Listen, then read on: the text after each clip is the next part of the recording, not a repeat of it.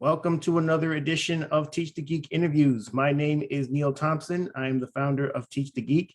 It's an online platform for science and engineering professionals. I'm also the creator of the speaking course called Teach the Geek to Speak. And you can learn about it at teachthegeek.com. Again, that's teachthegeek.com. Today, my guest is Julie Hood. She founded CourseCreatorsHQ.com to help people build online courses to generate passive income. She's also host of the Course Creators HQ podcast. While what Julie does is quite interesting, I'm really keen to learn more about how she went from working. I'm curious. Well, what we're really curious about is to find out what she did before she started Course Creators HQ, considering she has this background in computer science and math. Going from computer science to course creation isn't exactly a straight line. Welcome to Teach the Geek interviews, Julie. Hey, thanks so much for having me, Neil. This will be a blast. Wonderful. So I mentioned that you have this background in computer science. Where did the motivation to study computer science come from? It was kind of a fun story because I always really loved math to the point, total math geek, because it was my favorite subject. And initially, and this was back in the 80s, so it was kind of before computer science really took off the way it has now. And I was thinking, oh, I'm going to be an engineer because my dad was a mechanical engineer. And I can remember the conversation I had with him. I think I was a freshman in high school. And I remember him saying, I'm not sure, Julie, if you're going to really want to be a mechanical engineer. Like, you're fantastic at math and everything, but I'm just not sure about this engineering thing. And at that point, I had just kind of gotten started with computers in school. And I was like, well, you know what, maybe I'll switch over to computer science. And so I'm so glad I did, because I would have been a terrible mechanical engineer. I'm not mechanically savvy, but I love being on the computer. So it was a good switch, a good idea at the time. So yeah, that was how I got to computer science. And then I'd also always been really interested in business and speaking. So I was on the speech team. I was on our future business leaders group in school. And so I had all these interests everywhere. So it was a little challenging to try to sort of figure out, like, okay, where am I actually going to take my career from here? So it was an interesting journey. It's been fun.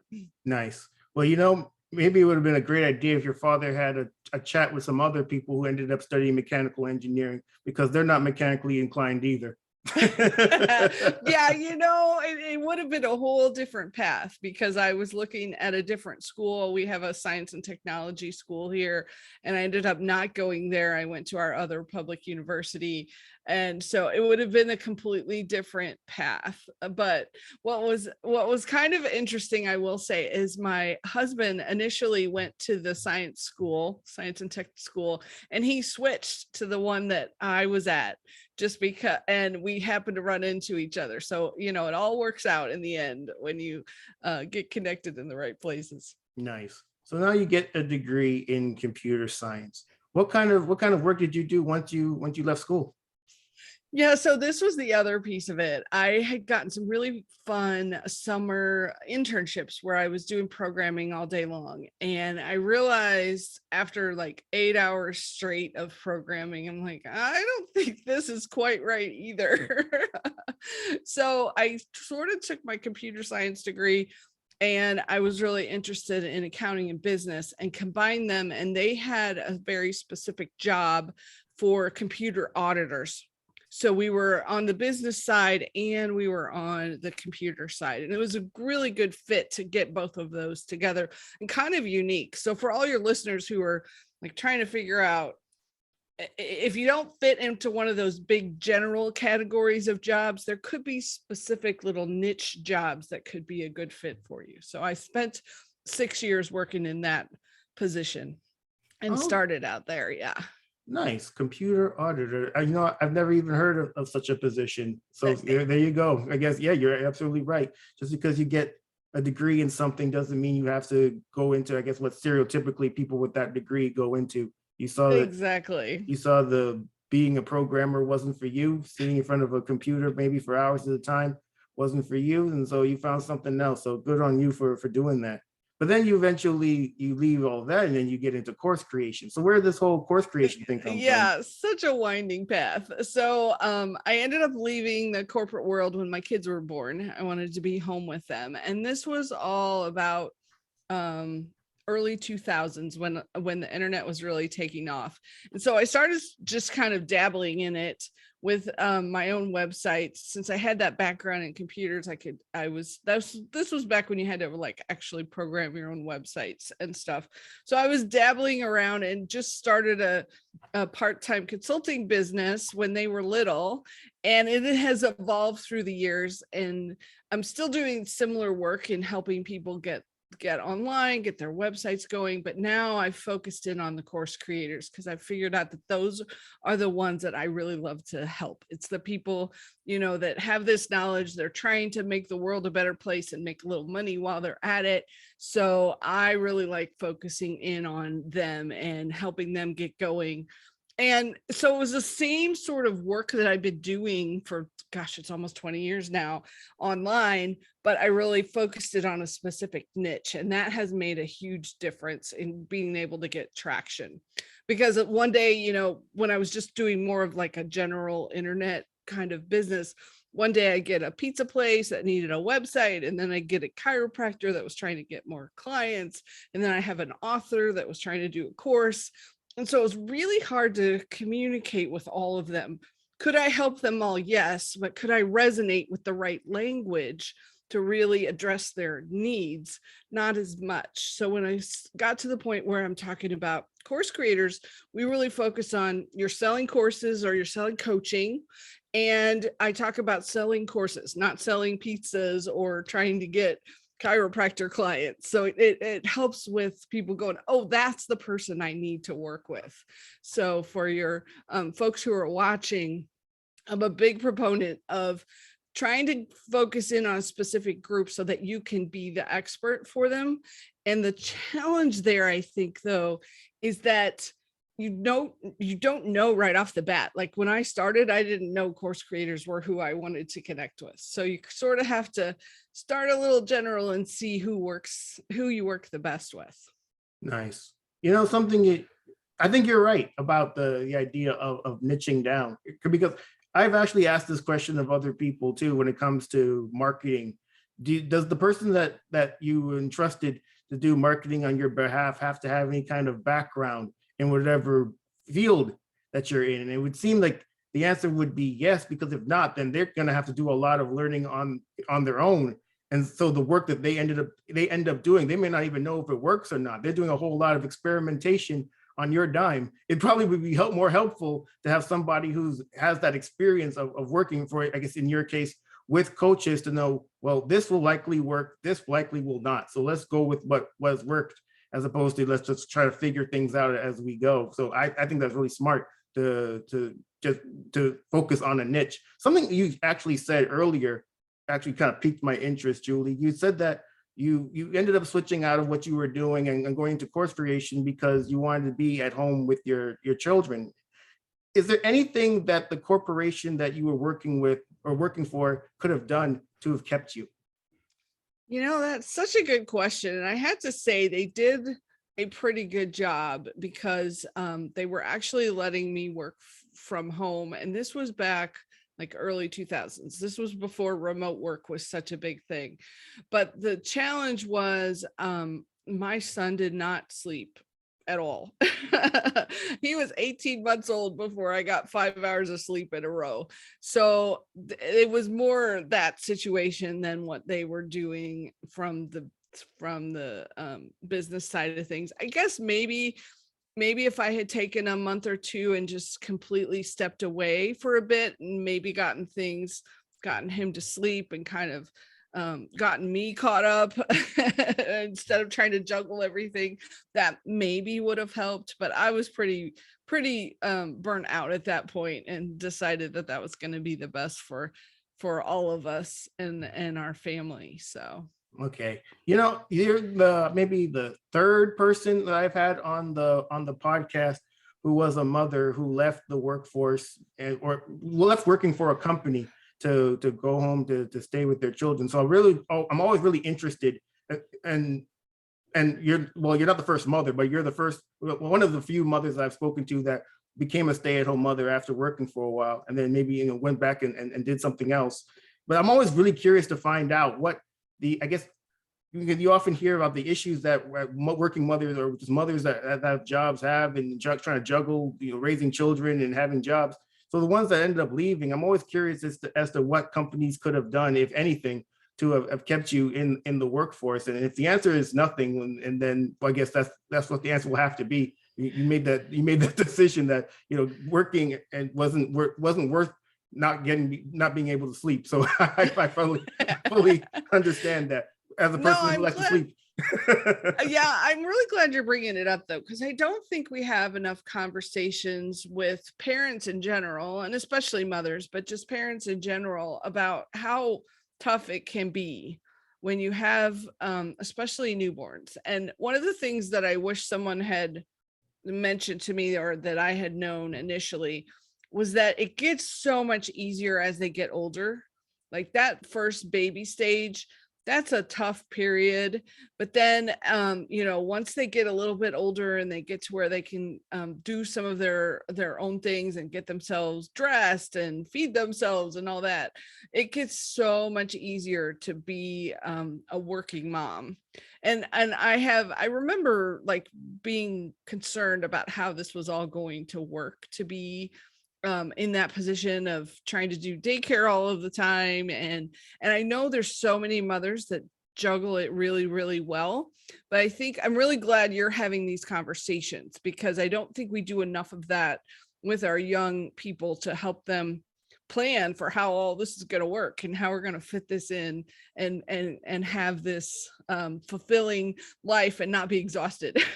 So yeah, that's good. Wonderful. Julie, I want to tell you a story. Okay. I was an engineer working at a medical device company. I came in as a product development engineer, and that's the job that they told me I was going to do during the interview. And so that's the job that I signed up for. And for the first few months, that's exactly what I did. I was a product development engineer. One day, my boss called me into his office and said that you're going to be a project lead. I asked him, what's a project lead? These are not the words that he responded to me with, but this is what I took in from what he said. This company is too cheap to hire project managers. And because you're a product development engineer, you're going to take on the responsibility of what a project manager would typically do, one of which is give project status updates to senior management on a monthly basis. I said, okay, wow, I will do that, because now I'm not a project development engineer anymore. I'm a project lead. So that first presentation that I had to give in front of management was absolutely horrendous, Julie.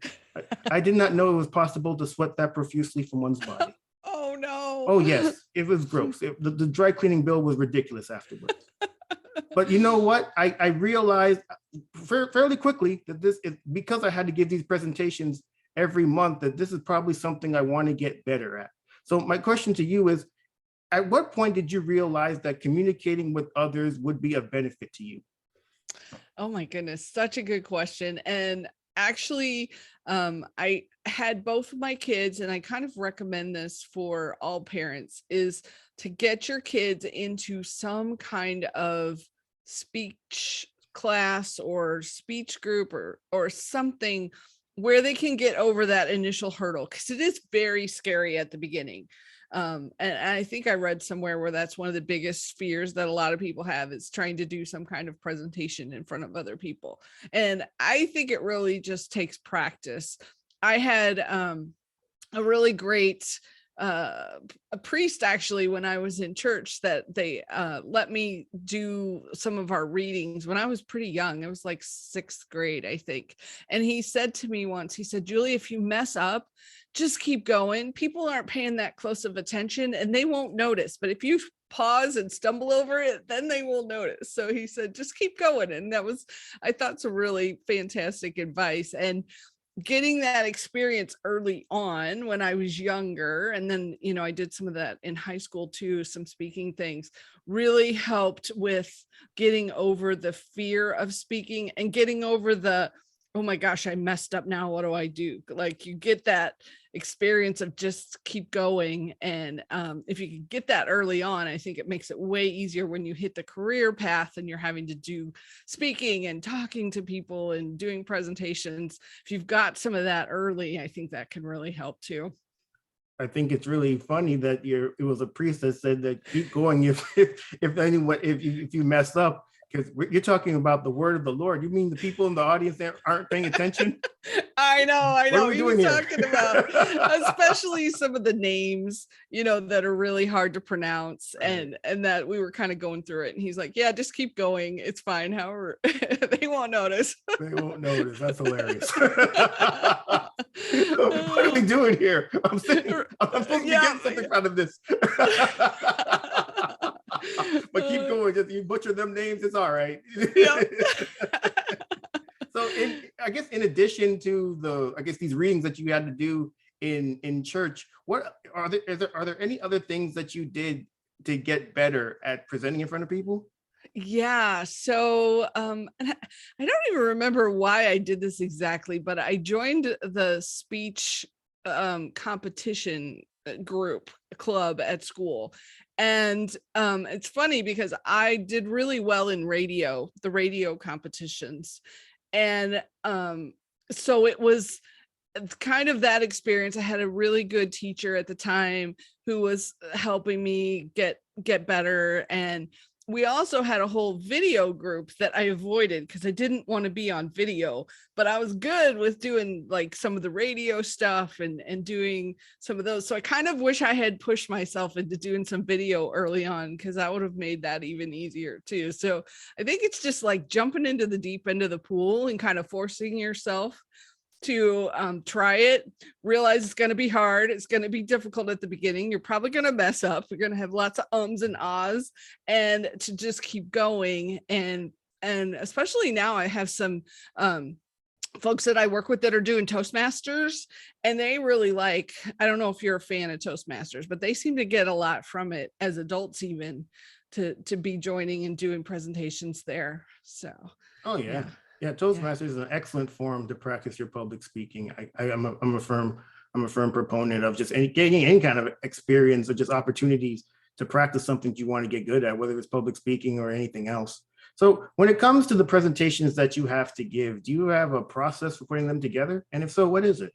Yeah. Oh, such good questions, Neil. You're really good at this. So, for my courses and for my when I'm doing like training kind of things, I really like to use where I have presentations with PowerPoint or Keynote, and then I'm off to the side, like on Zoom, or I'm kind of still visible, but I've got these presentations that are created, and couple different reasons for that. One, for me, then I don't have to remember the entire training. The presentation can be my notes and my triggers. The second piece of it is I don't put all of the content in the presentation. It's just more like one thought per slide that then triggers for me the rest of what I need to say. So I don't have definitely do not do presentations with a whole paragraph of text and you're just kind of reading the text. That's so awful. So I like to have one image, maybe a word or two on a slide, and kind of keep the spirit going quickly. So I'm clicking through the slides to keep people's attention.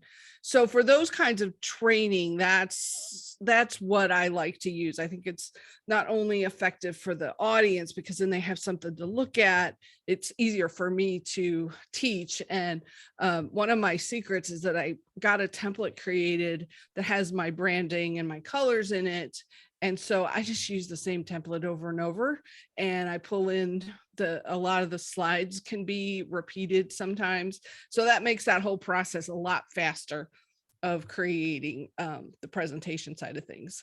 And then when I'm doing other kinds of presentations like this kind of thing, I'll do notes and I did one last week where we didn't actually have the presentation, but I had pulled up a Word document where I had the things that I wanted to cover. So one of the secrets is you can be on Zoom and have that sort of pulled up to the side. So it's right there and you can kind of glance over and see it. So those are kind of the two main ones I do. I also do a lot with podcasts and Clubhouse, and those luckily are just a little more spontaneous. I don't have to have as much preparation for them. So it's those are a little more fun and a little less prepared. But I always like to have something in my back pocket to talk about, because you never quite know, if where interaction is going to go. So if you've got some things at least sort of jotted down or in the back of your mind, it makes it so much easier to keep the flow going and have things to talk about. Nice. I think it makes perfect sense if you have a presentation that you're giving in front of people to perhaps do some sort of practice beforehand. But it's something like a podcast or Clubhouse, which is more, I guess, impromptu, especially if people are tuning into something like Clubhouse. It's free. So you're on a free platform and you're listening to people for free. You're going to get what you're going to get. You better not be complaining. Right. Well, and the best Clubhouse moderators are the ones who have worked at it a bit and have kind of can pull together some good content. So I'm always trying to make sure I have at least some things ready for people on there too. So yeah, it's fun. Yeah, and I'm a big fan of using a template as well. So I have a template as well for my presentations, and I reuse slides all the time too. So I'm with you on just the things don't have to be difficult if that's not, if you're able to make things simple, that's for yourself. That's great, and then people won't know the difference anyway. Just like they don't know the difference if you miss a word or you mispronounce a word, like when you were in 6th grade in presenting in front of your church congregation. Yeah, absolutely. Yeah, the same thing. Absolutely. So before you give presentations, do you ever get nervous? And if so, how do you deal with your nerves? I almost always do. And I finally learned I have this moment of dread, usually either the day before or a couple hours before, where it's so funny because I'm just like, oh, I really don't want to do this. And then I get on it and I have a wonderful time. So I've learned, like, I just kind of have to ignore that little, I don't know where that comes from. That if it's a fear or if it's just a very common thing, happens almost every time I have to do something, like, oh, I don't really want to, but then I get into it and I have such a good time. And so that does happen a lot for me. And then if it's something really what do I want to say, really new or something really challenging, I had another trick that my dad taught me that might be helpful for some of your listeners. And he was like, pinch together your 2 fingers if you get super nervous, because then kind of what happens is sort of that nervousness kind of goes into your hand.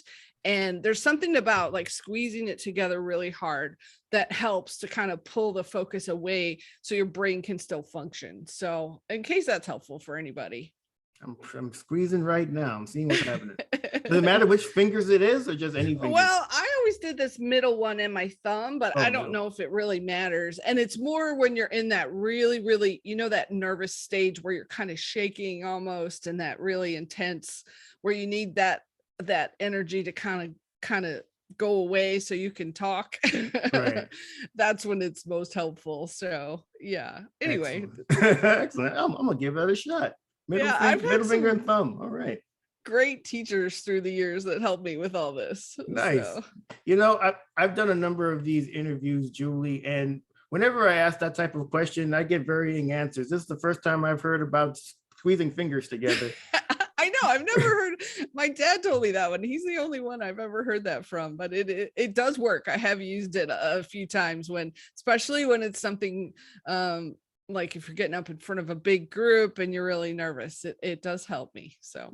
Yes, but when some people answer that question, they'll say, yeah, they get nervous, and then they'll offer some various things that they do to quell their nerves. Some people say that it's not necessarily nervousness, it's more anxiety. They frame it more as excitement. So they say they don't get nervous, they get excited. But for the people that say, no, I've been doing this long enough that I don't get nervous, I say, you're a liar. You absolutely do get nervous or excited. You get something. You just go up there and just kind of even. You certainly feel a little something, especially if you care about what you're talking about. So when it comes to, I want to ask you before we end things on about your podcast, Course Creators HQ. What exactly is it about? And what do you hope people get from it? Oh my goodness. Thank you for asking. It's one of my favorite things that I do every week. I host short podcast episodes about all aspects of course creation. And a lot of the episodes are me sharing, like last week was the 5 big mistakes I've been seeing people make with their courses. And they're usually about 15 to 20 minutes. And I go through some of the things that I hope is helpful for people to get going on their courses and helping them sell it. And then I bring in a few guests, not a lot, but a few of my very favorite guests that I know can be helpful with specific situations maybe that I don't teach or I don't talk about. So every now and then, like a few weeks ago, I had one of my favorite attorneys on, and she talked about kind of the legal side of doing online courses. And so that's basically what it is. I try to keep it short and sweet and really focused for people so that they can listen and feel like they get something worthwhile and helpful in just a short episode, but they can listen while they're walking the dog or doing the dishes or folding clothes and move their business a little bit forward, do something a little bit differently, get a little bit further on down the path. Because honestly, I feel like the world just needs our brilliance and needs your brilliance out, like we need it so desperately. So that's why I'm big on let's use courses, let's use whatever we can to get that messaging out and help people improve their lives, their families, their businesses, their jobs, and just move us all forward. You know, I'm a big fan of short and sweet too, Julie. So I thank you for keeping your podcast that way. You know, when it comes to even books, I go on Amazon and I read the 1 and 2 star reviews for a lot of these popular business books, or just self-help books, professional or personal development books. And one of the biggest complaint or critique of many of these books is that they're unnecessarily long. So I'm really glad that you make your podcast, you know, short and to the point. People can get something out of it, and it's not drawn out. I kind of like to have these podcast episodes be short as well for that same reason. So for the last question that I would like to ask is for someone who's watching or listening and they want to get more effective at presenting in front of people, what's the number one tip you could give them? Oh my goodness, such a good question. Number one tip, I think it would be kind of a combination of jump in and try it and then practice. Because really this is one of those things that you can read about and learn about and get some techniques, but until you just sit down and make yourself do it, you're not really going to get better at it, you know. And I think there's a part of your brain, this is just me, I don't have any science side of this, but I think there's a part of your brain that gets good at answering things quickly and kind of can get a question and can take it. And folks who don't have as much experience maybe don't have that developed as well. So if you keep going and you get in and you jump in and get yourself to keep moving, you just get better and better and faster at it. I think that's kind of my take on it.